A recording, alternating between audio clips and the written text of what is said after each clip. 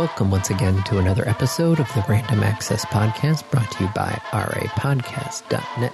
This is episode 836, recorded live on May 24th, 2025. And here are your hosts. The man who's hopefully had a quiet neighborhood this evening, Dave Pillay. Quiet, sure. Okay. And the man who's already had fireworks going off, Andy Lowe. It's Memorial Day weekend. I know, and somebody in my neighborhood... It's not even Memorial Day. Nope. I don't even know if that's actually legal under Michigan law. But yes, if you hear fireworks coming through on my microphone, you're not hearing things. That's actual fireworks. So they're still setting them off. I mean, I'm not hearing it. Your microphone is not picking that up. But, Andy, don't you know police officers now? Yes. You work with them very closely? Yes, I don't have their personal numbers, though. No, but, if you got onto the police station, I'm sure there's someone at a desk at the police station.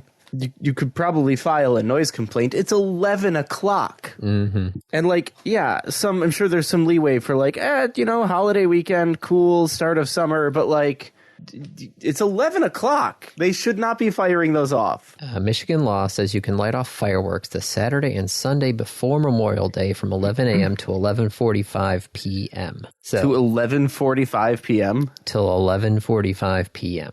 Well, then I guess calling the police isn't going to do anything. Nope. Here it says. Yep. Saturday and Sunday immediately preceding Memorial Day until 11:45 p.m. on each of those days. July 29th through July 4th until 11:45 on each of those days. July 5th, if that date is a Friday or Saturday, until 11:45. Saturday and Sunday immediately preceding Labor Day until 11:45. And then, December 31st and January 1st. Oh, no, December 31st until 1 a.m. on January 1st. So you get New Year's Eve, Memorial Day, July 4th, Labor Day. So someone just sent me a photo while you were describing this of a cutesy Pokemon picture. Oh my goodness, that is a lot of Pokemon in that picture. That is 150 Pokemon in that picture. But that's the problem. Wait, what? Who's missing? That's the problem. I'm looking for Mew. I see Mewtwo. Where's Mew? Because if it's 150, then that would be all of them. If it's supposed to be 151, then Mew should be in there, right? Was Mew in the original game? Not, well... Define in. I haven't touched it since, we talked about where I stopped. So I have not finished it yet. Yeah. By the way, go talk to the Rocket Grunt at the casino twice. Okay. That's how you progress. Okay. I know there's a hidden thing there somewhere in the room. Yeah, you have to go talk to the Rocket Grunt in the back of the casino. And then I think you have to talk to him a second time to trigger a battle, and then you win the battle, and then he opens the elevator. Then I can go down there into the secret. Yep. I don't see Mew in this picture. I see some really cute things. There's the Nidoran male and Nidoran female that are in love with each other. Yeah, I see that. And then there's the Squirtle Squad. There's the Squirtle Squad, the Metapod just hanging out there. Who's in the trees at the very top? That's Mewtwo. Okay, that's what I thought. Huh. Well, while you're looking at that, can you give me a number between 1 and 3? 3. All right. Oh, sorry. Between 1 and 3, 2. It doesn't matter either way, so. Oh, would you prefer... I have a different number between 1 and 3. What's your different... E. Oh, geez. Now I've got the beginning of Rush E going through my head. E. Yep. Do do do do do do do do do do do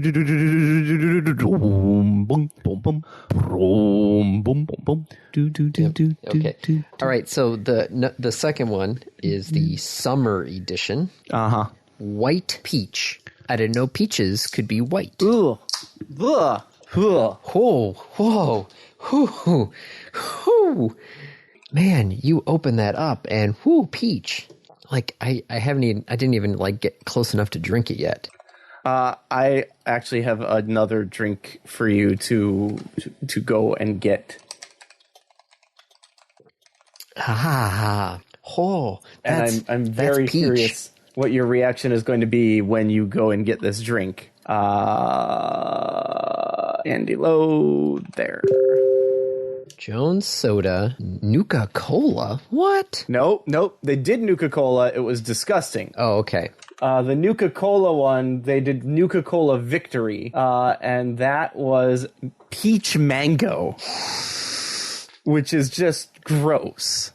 This is Nuka-Cola Quantum. So this is the glowing one. Yeah.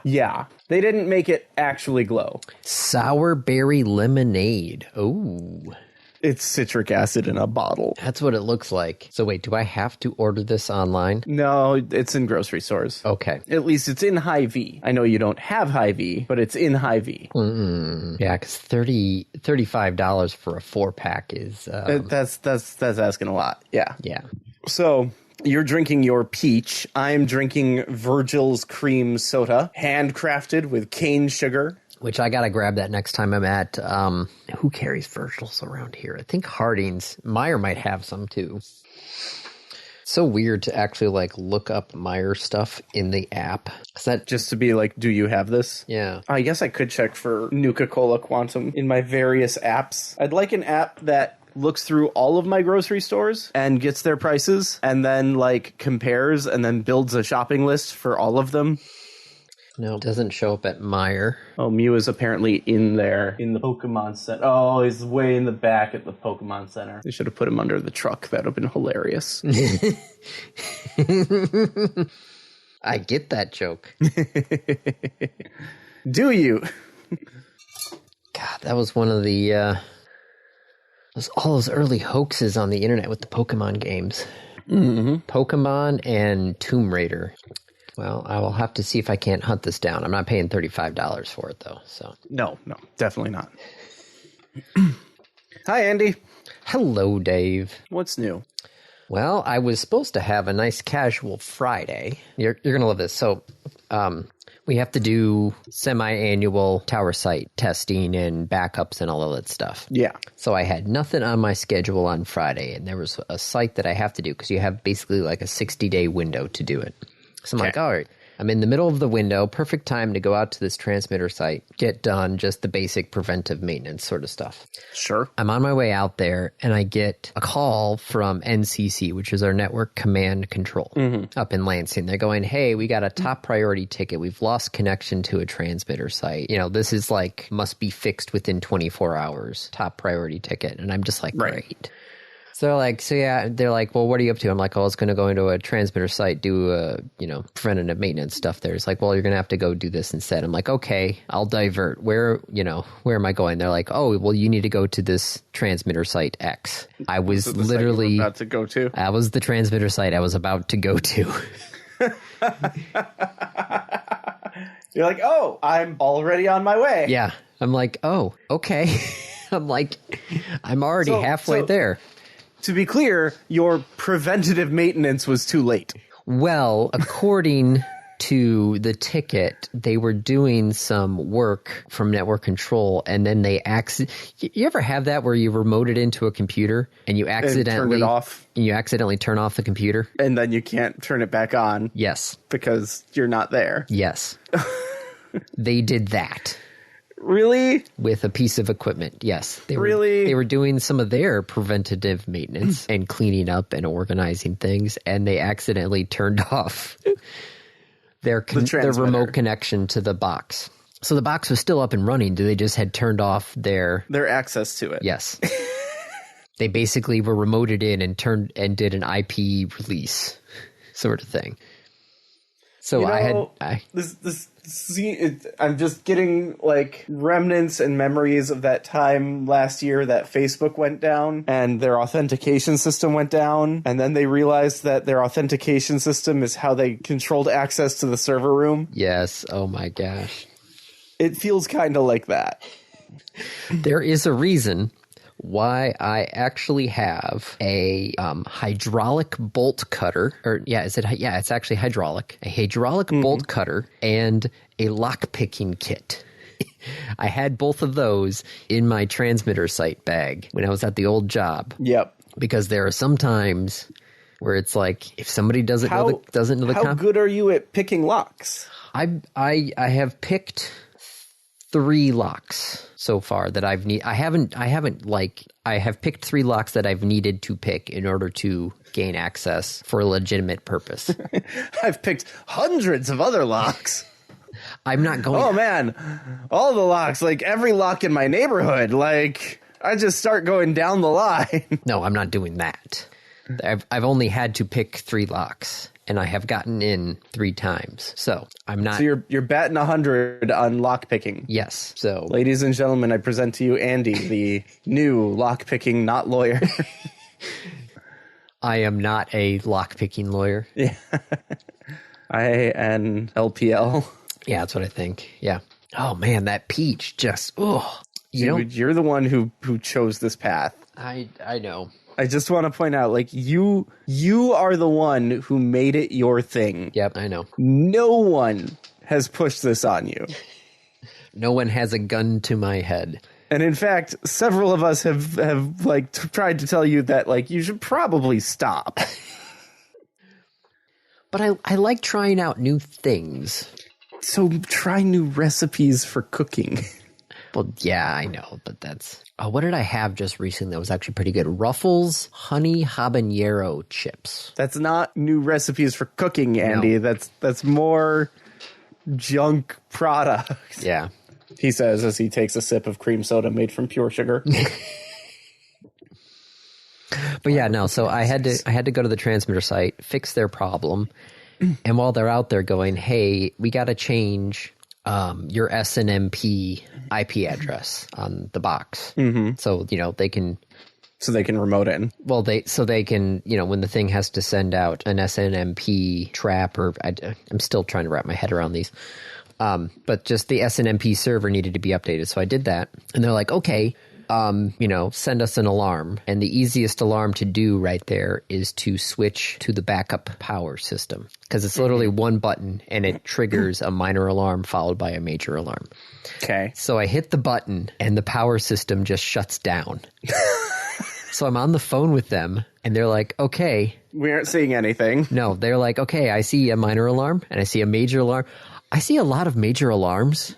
What'd you do? And I'm just like, hold on. I'm trying to get it back. What did you do? Yeah, so the thing shuts down, and I'm trying to, like, switch it back to the other card, the other power system, and it will run for, like, 30 seconds, and then it will try to go back to the other card again, because it hadn't finished completing this changeover because it crashed during the middle of it. So I finally actually had to, like, get a screwdriver and, like, unscrew the card from the box and pull it out so it would stay on the card that was still good. So I'm just like... yeah, I think I found a problem here. This is not the problem that we were looking for. But I found a problem. So I think I feel like I have to go fix this. So yeah, so my day of just, sitting back and just doing preventative maintenance, I had to go there, fix somebody else's problem, and then stumbled upon a problem myself, and then had to go and get all the parts for it and fix. Stumbled upon a problem myself is a fantastic way to say, like, I broke things. The thing that, it was part of the backup system, so I'm glad it broke on a Friday afternoon while I was there rather than, when the actual power went out and It tried to transfer over? Yes, if the actual power would go out and it tried to transfer over and then crashed, that would be more of a... But still, that was just like, oh my gosh. I think I finally, like, wrapped up everything at, like, 2 or 3 o'clock in the afternoon, and I called up the control guys to check me out of the site, and they're like, "You're still there?" And I'm like, "Yes." Like, you just had to go in and, like, reset a thing. Yeah, they were like, you had to just log into the thing and reset it, and I'm just like, oh my gosh. Let me tell you a story. Yeah, talk to the morning guy who was in before you. Ugh. So that was my Friday. It was just chaos. My Friday involved my quarterly review. Ooh, those are always fun. Yeah. However, my last quarterly review was in June of last year. I see they're timely. They can be sometimes. Well, At the radio station, I had not had a performance review in the last 3 years that I was working there. I presume because you were just doing so amazingly well that they just didn't care. I guess so. I don't know. Like, yeah, Andy, it's Andy. He got all this shit taken care of. That's what I'm just like, That's probably what it was. No news is good news, but then, there's times where it's like, I feel like, I'm getting some sort of direction of how I'm doing or how you think I'm doing. Would be nice. Would be nice. Yeah. Any sort of outside, guidance in 3 years would be nice, Just maybe. Possibly. Maybe, Nah, you're fine. I'm sure it was totally okay. Yeah. No worries. The kicker, though, is also the performance review is normally when they go in and talk about your, pay. Oh, yeah, there is that. Mm-hmm. So, yeah. My pay is not a part of the quarterly discussion. It's kind of it's one of the nice things I think about working at a very large company that has a very rigid structure around pay. You want to talk about a rigid structure around pay? I work for the government. Yeah, well, I could go look up your salary, couldn't I? I think the Mackinac Group has that. Well, the Michigan government has that. Yes, but the Mackinac Foundation, is it called the Mackinac Foundation? Mackinac Center. They're the ones who are always actually doing the official requests for salaries. But, I'm pretty sure that the state just publishes them. Michigan Public Employee Salary. The Michigan Government Salaries Database. Mackinac Center. There you are. You're probably in there as... No? Are you in there as this? Oh, do I have to do... You're not listed in the database yet. No, I should be there. Oh, because I was looking at education. State employees. Yeah, I've already found myself. How am I missing you? Because I was going to say, you're probably in there with your full name. There it is. Well, why didn't that come up? What the f... Okay, cool. And that number is out of date. For 2024? Well, my 2025 number is out of date because talking about a rigid structure, I get pay raise every year for the first 5 years at a set interval. Nice. I get a pay raise every year, period. But it's once a year, and for me, it's in October now. I think it's October. Wow, I just looked up a couple of my coworkers, and damn. Oh my goodness. What? No, just looking at some of the wages of the other people that I work with. Granted, they have been working in this job for, 20, 30 years. Oh, yeah. So it's probably a fairly high number. Yes, it is. All right. Well, that's interesting. Nothing I can do with that info, but, So talk to me about this, because this actually came up at my quarterly one-on-one. Was talking about the policy. Epic's policy is we cannot legally tell you to not discuss pay with each other, but we can strongly urge you to not discuss your pay. I don't know what the actual official government stance is, but as you can... Well, they have a website that puts out all of the pay. Yeah. But what's your stance? You just looked at it and said, there's nothing I can do with that information. But does it make you feel better about yourself? Does it make you feel upset about it? Have always been the stance that more information is always better. That's where I am. That's where I am. That's my stance has always been more information is always better. Yeah. We're not playing Clue. It's not a board game where you're trying to. This is not werewolf or mafia or Secret Hit. How many of these games are exactly the same? A lot of them. It's a social deduction game. Who is the secret Hitler werewolf in charge of the mafia? Are you suggesting we combine Secret Hitler, werewolf, and mafia? Yes. I don't like that. I don't like that at all. No, we shouldn't. But yes, no, it's those social deduction games. I hate those games so much. I do too. I agree fully. What's really annoying is when you're playing them with lawyers Yeah. because they will like try and run legal circles around you. What? They would try and use some legalese and, try and cross-examine you, especially with werewolf, trying to, deduce exactly what's going on. And I'm just sitting there going like, oh my gosh, this is ergo should not be part of the conversation in werewolf. Ergo vis-a-vis. You said this, ergo vis-a-vis. I'm just like, I don't know what's going on. I'm just going to vote you off just because I want you to stop talking. Oh, but they were the liberal. Yeah. Speaking of lawyers in court cases, we can actually shift Hit to topics? Topics, yep. No. You want to talk about SAG-AFTRA versus Epic? We could do that one. There's another one in there for the FTC. Can we just make sure it's SAG-AFTRA versus Epic Games? Yes. Okay, Joe. I can put Epic Games. I'll edit that to Epic Games. Well, it's actually not Epic Games. Epic Games is not the one they're actually filing against. They're going against what is it called? Llama Productions. So it's SAG-AFTRA versus Llama. I guess so. I've never heard of Llama Productions. I don't know, but I think they're the people that help, produce the stuff. Mm-hmm. But they are Fortnite put Darth Vader in the game, which, that's fine. And, they said, we celebrate the right of our members and their estates to control the use of their digital replicas and welcome the use of new technology to allow new generations to share in enjoyment.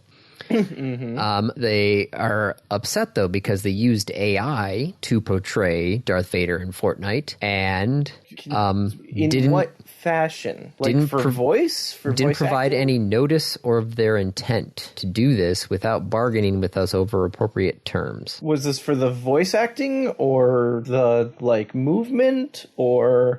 Let's see. Statement on Fortnite's use of AI Darth Vader voice and ULP signing. Oh, filing. Don't ULP know what filing. ULP stands for. What the heck? Yeah, what is ULP filing? Where are you seeing this? Oh, unfair labor practice filing. Okay, so they said Fortnite's use of AI Darth Vader voice. So it's probably the voice. So it's voice acting. Yes. And SAG-AFTRA is saying they didn't talk to us and they're using AI-generated voice, and we don't like that. Yeah. Did they have a contract that said they wouldn't? I know there was a strike for movies and the movie industry doing this, but this is for a video game. Within the past 6 months, Epic Games, by its agents and representatives, failed and refused to bargain in good faith with the union by making unilateral changes to terms and conditions of employment without providing notice to the union or the opportunity to bargain, by utilizing AI-generated voices to replace bargaining unit work on the interactive program Fortnite. Okay, yep. I'm pro-union. I'm pro-SAG-AFTRA. I'm not sure how strong their case is. I know how strong I'd like their case to be. I'm not sure how strong their case is. Yeah. So they filed an unfair labor practice charge with the National Labor Relations Board, which I don't even know if that's still around in the Trump administration. Yeah. If they are, they're probably... I just made myself sad. Yeah. Oh, the Supreme Court ruled that Trump was allowed to fire members of independent agency boards like the NLRB. So the board still exists, it just might not have anyone working for it. Yeah, for now, because the Supreme Court actually hasn't ruled on the merits of the case. They just ruled on the temporary protection status, I think. We live in the worst timeline. I'm suddenly regretting that my cream soda is just cream soda.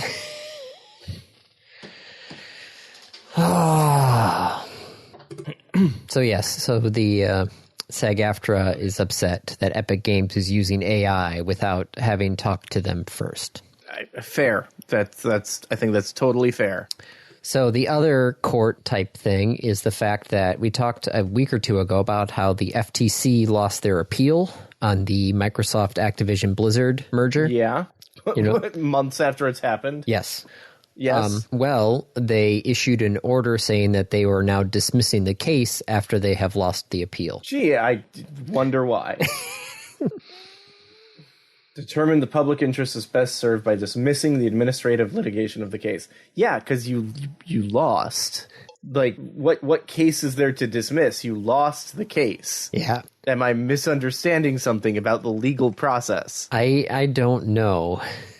It's entirely possible I am, but, like, you lost the case. On a merger that happened 3 years ago. I'm still upset that the merger happened. Yep. But the time for this is long past. Yep. So let's see what else we got court-wise. Court-wise.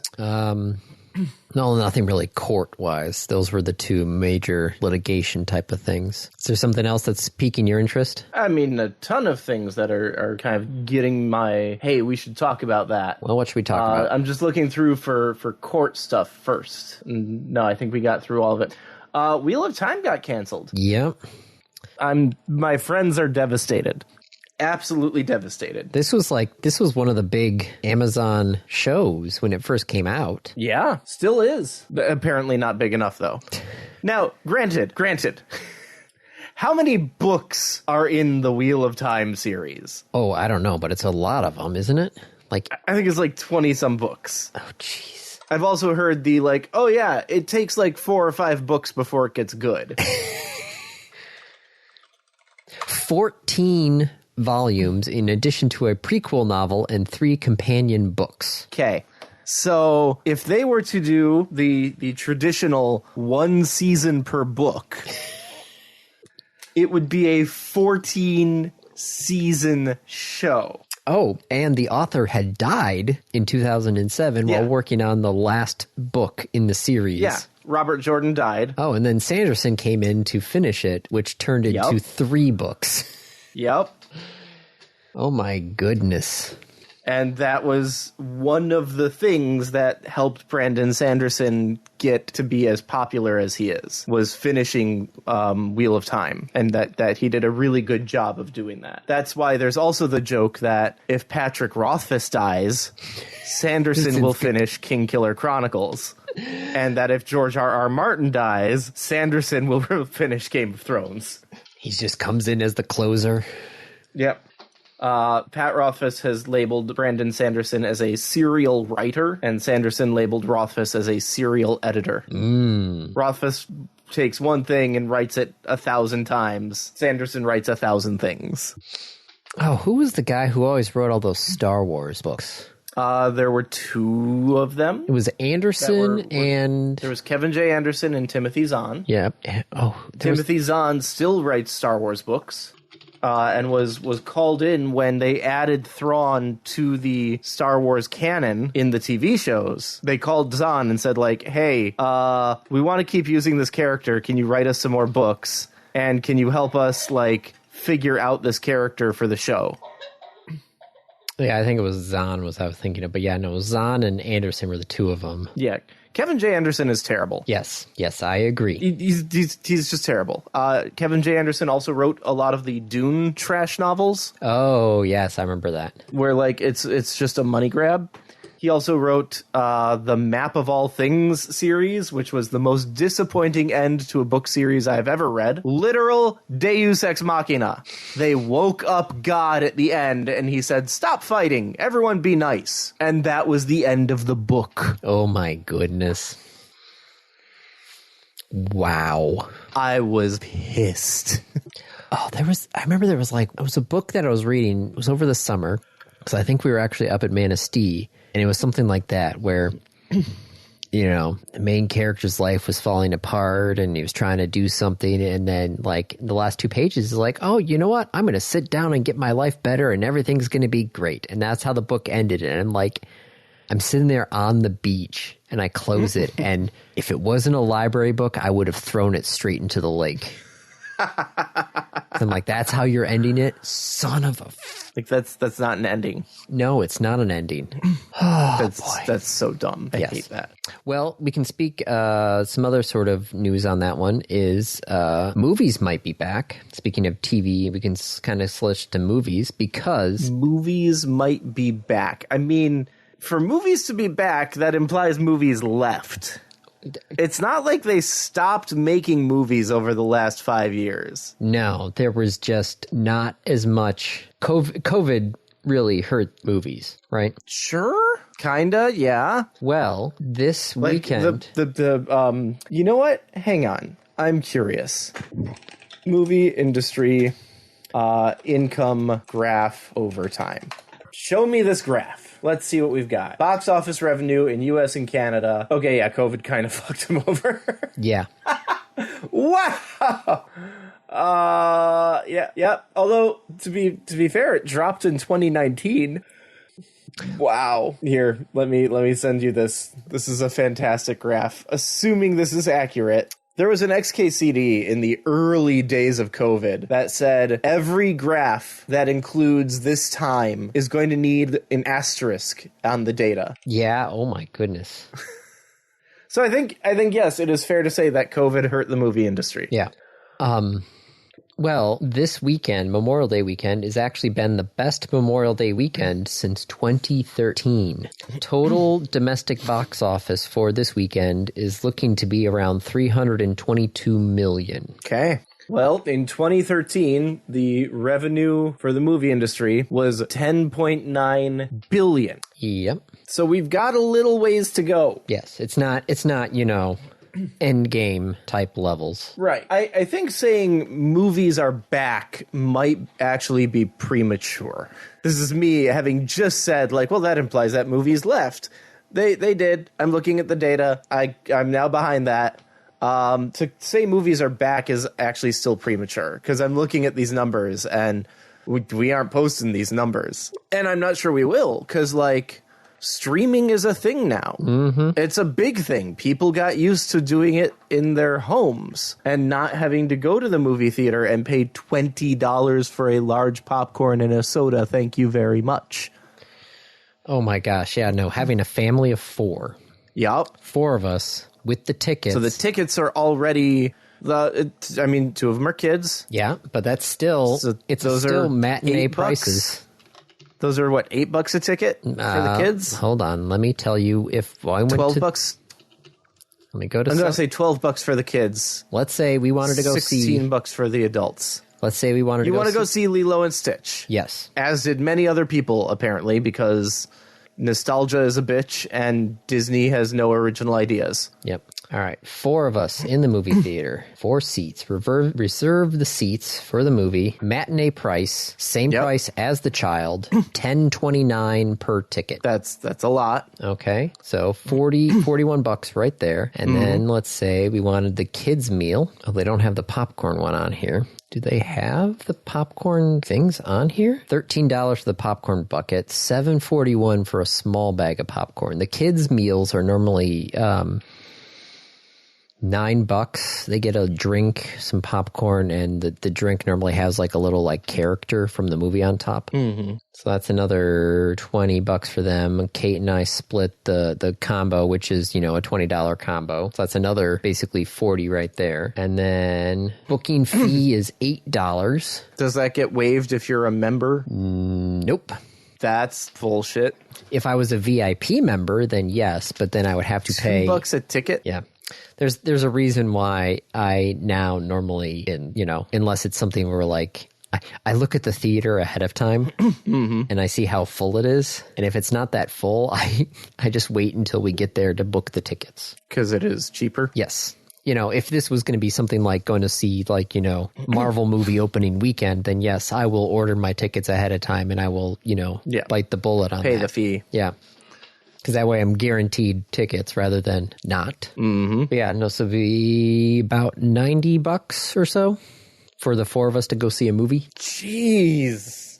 Yep. Do not like. Nope, that's why there's plenty of movies. We're just waiting for it to show up on streaming. And we've kind of gotten the kids used to that. We do that every Sunday night is we pick a movie and we all sit down, pop some popcorn, watch it. Have movie night. Yep. That's adorable. I love that. Yep. Yeah, we just saw Toy Story last night. Or not last night, last week. So we'll probably either do Toy Story 2 or we might do Lilo and Stitch because I think the kids want to go see that in the theater. In the theater? Yep. And so you do the one from the 90s and say, here you go. Yeah, but it's it's still fun to get them out into the actual movie theater. They seem to enjoy. I know. It's the whole spectacle, and it's the giant screen, and $90. I know.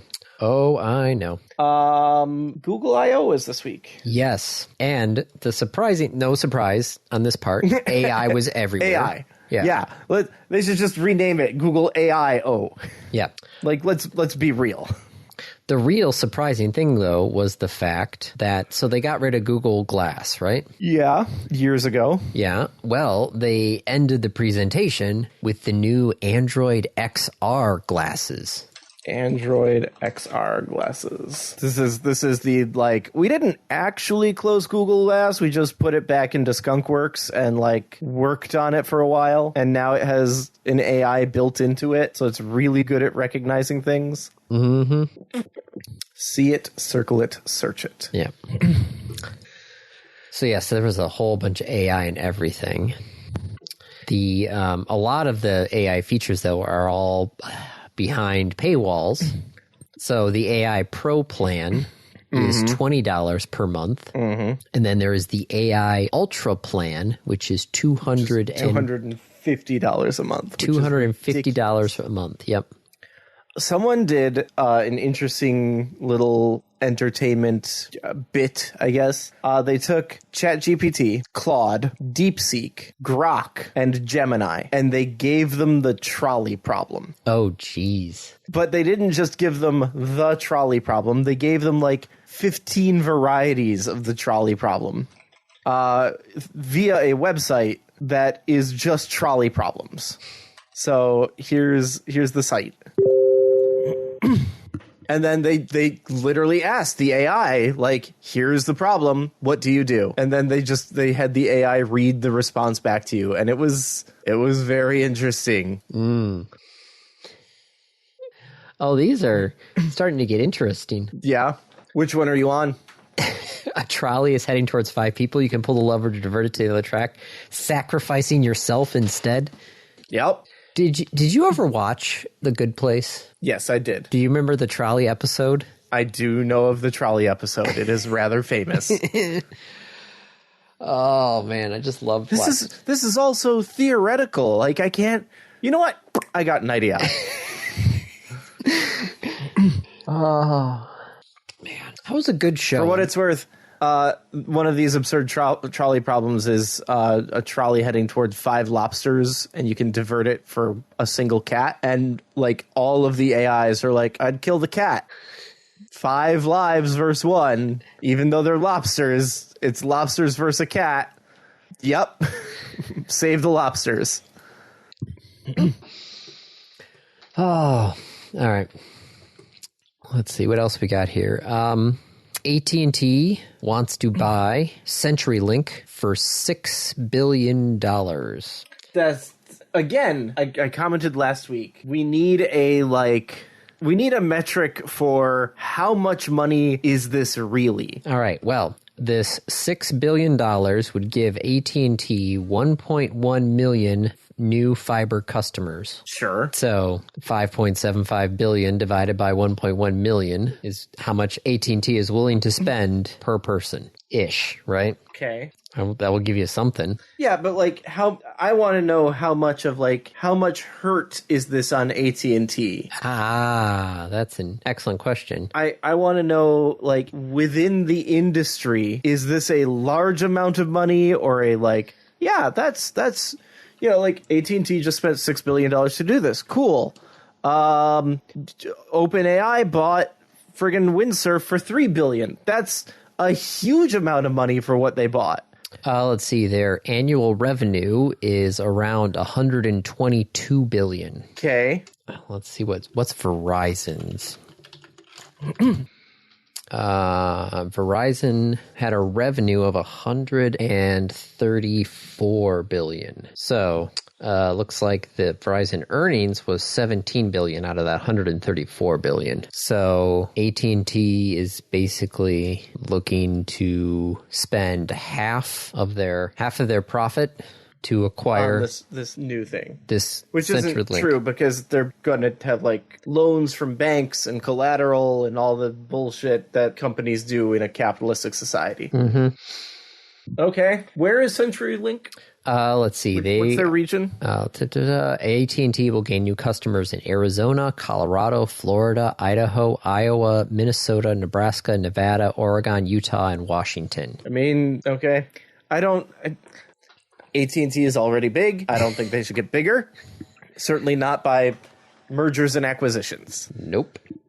Yeah, it's right here in the article. To seek equity partner. Yeah, so they're not even like gonna feel the economic burden of this.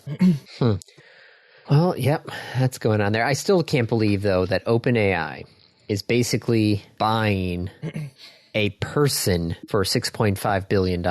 Why is OpenAI? But I thought that's illegal unless you're a prison system.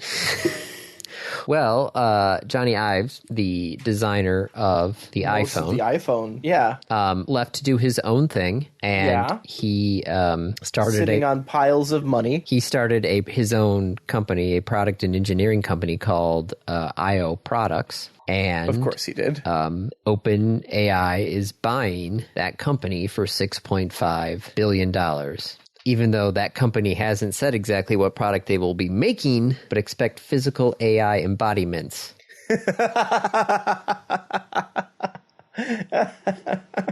Why? Why do we do this to ourselves? Why do we march towards the Terminator? I don't know. I don't get why we do that to ourselves. We're like, you know what? What if we took this AI and like gave it a body? Still can't believe, though, they spent $6.5 billion. That the two of them will be working together to create an undisclosed family of devices to run the apps based on OpenAI's models. Yeah. I mean, damn, it's a lot of money. Mm-hmm. Andy, I might be in the wrong industry. What would an AI like? It's gonna be like. People have said it looks like an AI pin, maybe. What would that be? Like a comm badge? I don't know, maybe. Is that how the comm badges work? They're just fucking AI? I don't know. If I remember correctly, though, most of the time the comm badges were just connections to the computer. Well, they were a communications badge, so they were a connection to the communications network, and the computer was on the network. Okay. It's not clear what the range of the comm badge is, or how they transmit. The comm badges worked however the writer needed them to work. That is exactly correct. There's got to be a trope for that. What's the name for the trope of something that works exactly how and when the writers need it to work? It is just a plot convenience. Yeah. Oh my goodness! There something more specific? They announced this merger with a 9-minute video that looks like Sam and Johnny are at a bar. And they're like, hey, you want to come work for me? Plot-dependent technology. That's so much money, Andy. Mm-hmm. These companies are just throwing around more money than most people will have in their children's and their children's lives. They will throw around more money than some countries will have. Yeah. So, like countries of people. Yeah. Yeah.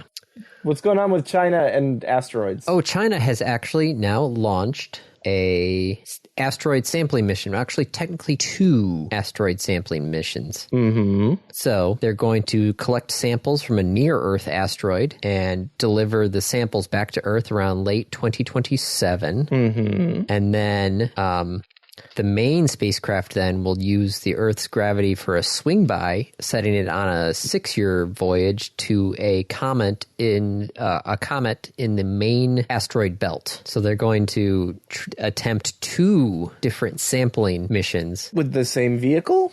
That's what it seems. That's pretty cool. I'm awesome. Good job. So China's already done 2 successful lunar sample return missions. They're going to try now one for an asteroid and then swing around and get a comet as well. A comet. Yep. Is that just like the hat trick? You get the moon. And for my next trick, you get the asteroid. You get the comet. For my next trick, I'll collect part of the sun. God damn it, China. Slow down.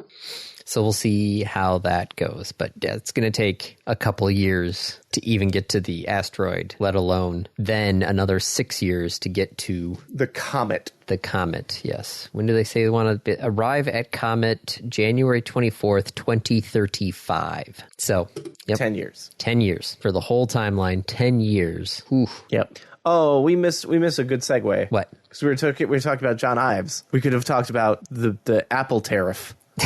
Which I don't think you can do that, right? I thought tariffs had to be on like a specific category of goods. As we've learned, Andy, and continue to learn every day, you can do anything you want if no one's going to stop you. Yeah, no, that's what I've been seeing.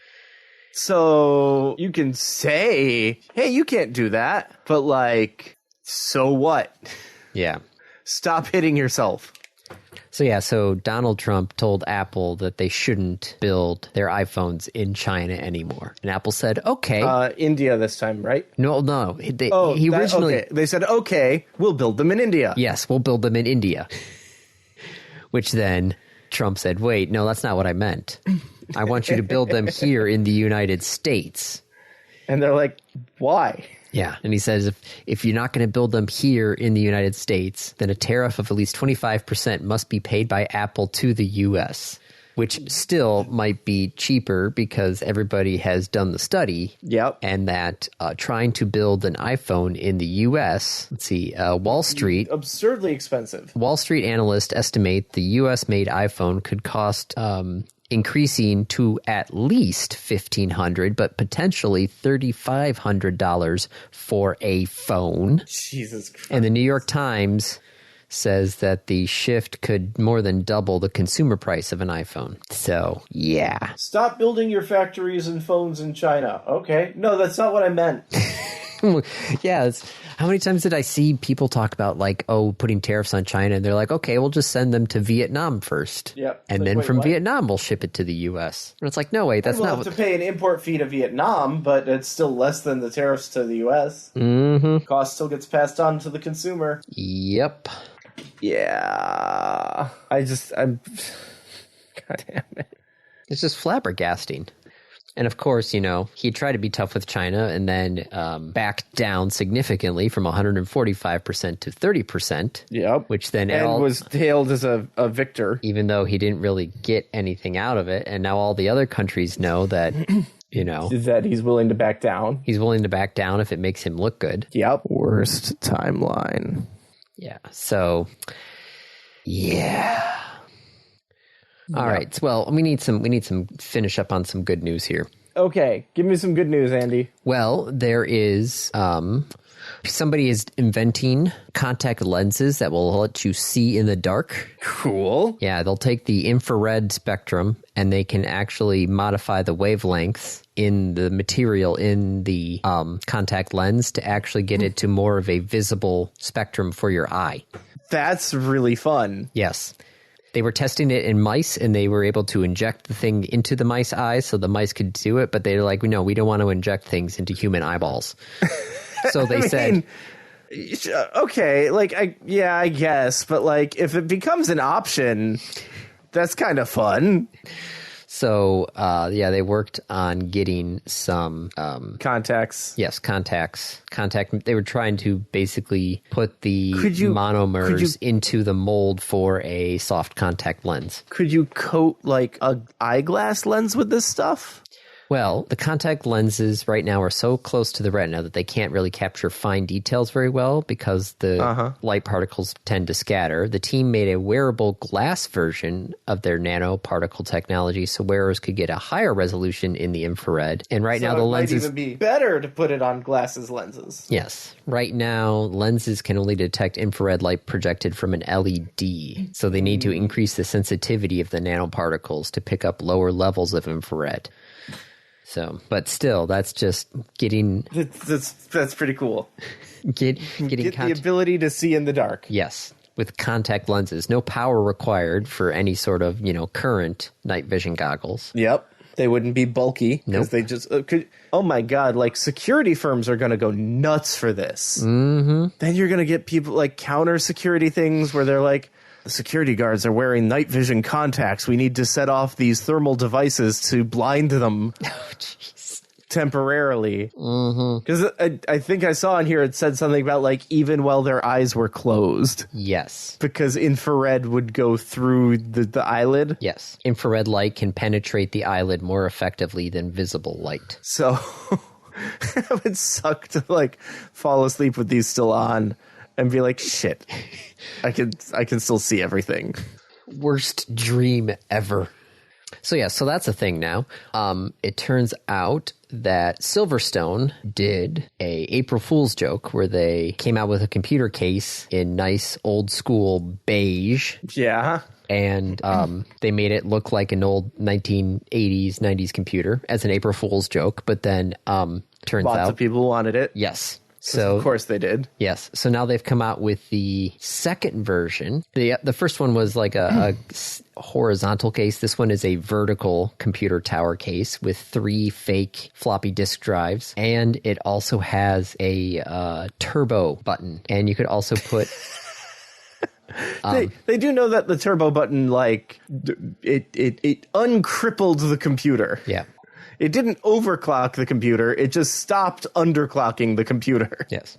But there also has locking keys up on the front too, along with a power display on there as well. So if you want to feel nostalgic. I mean, I had a computer that looked like that. Yeah, I know. $220 for this case. That's not bad. No. That's not bad. The 5 1/4 drives really sells it. Yes. The big plastic locking thing for...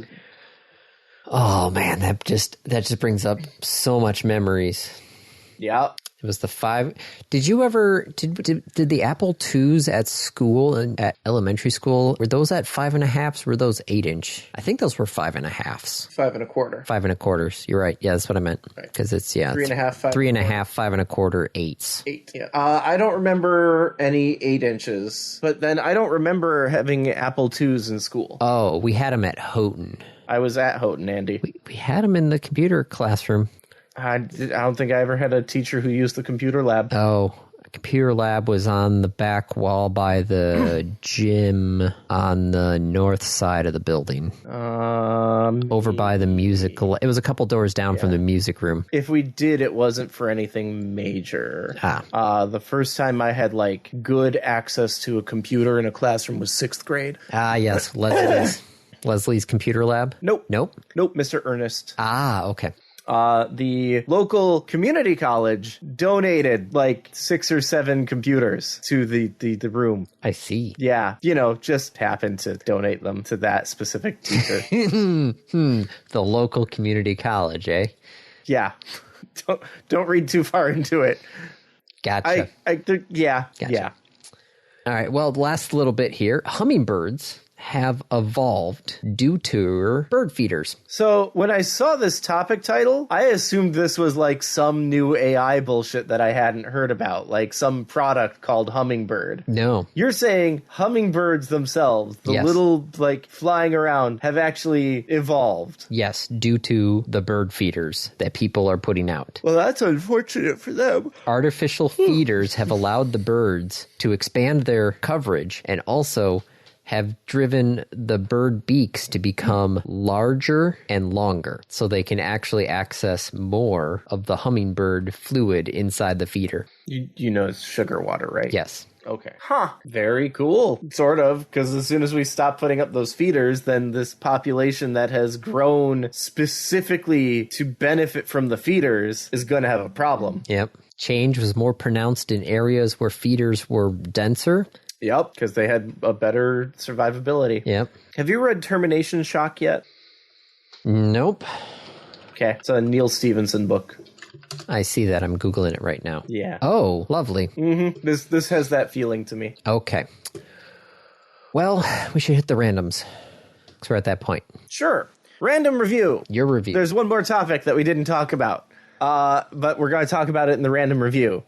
Some fantastic and amazing person took the decompiled 3D Pinball Space Cadet from Windows 98 XP. I think it was XP. And then recompiled it for Android. Optimized it for touchscreens and recompiled it for Android. And it is amazing. Yep. Because just like... Oh, yep. No, the sounds are just...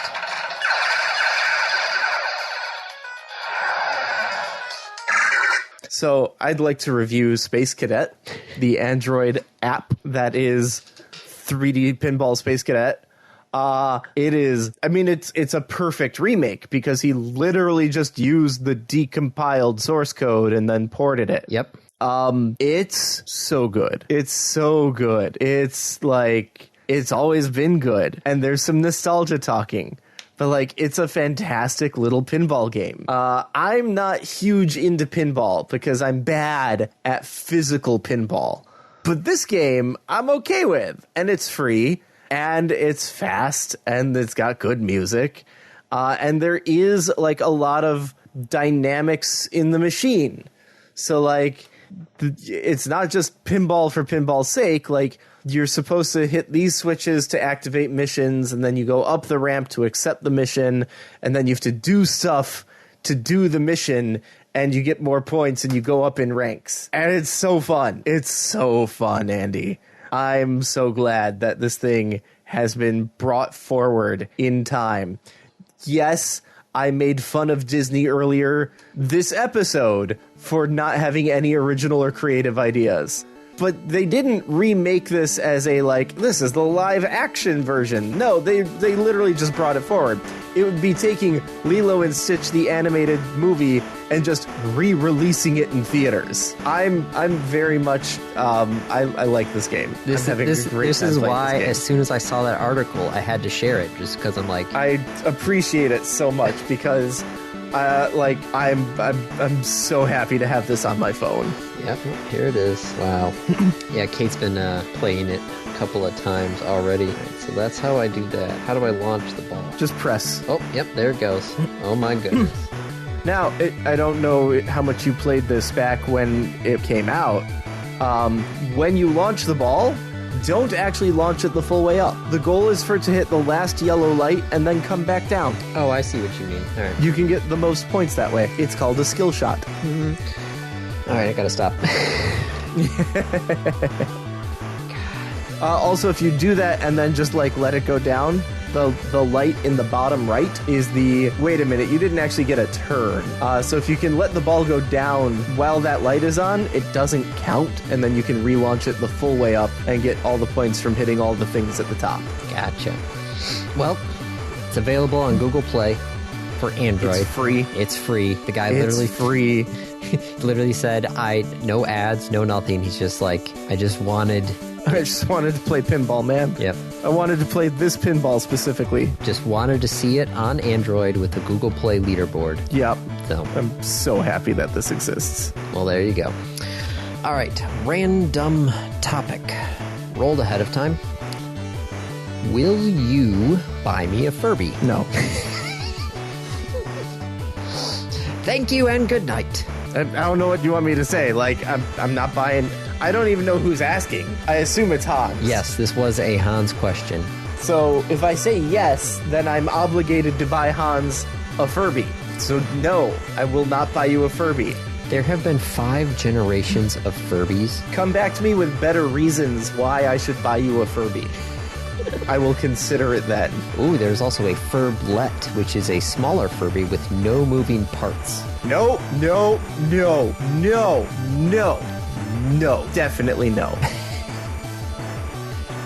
I didn't know you were going to be this adamant about it. Are you going to buy Aaron a Furby? No. Well, there you go. That's a wrap. This has been another episode of the Random Access Podcast. If you have any questions, comments, concerns, corrections, suggestions, remarks, reviews, rebukes, retorts, or just rants, feel free to contact us. You can find us on Twitter at RAPodcast, or send us an email at mail@rapodcast.net. Thank you for listening.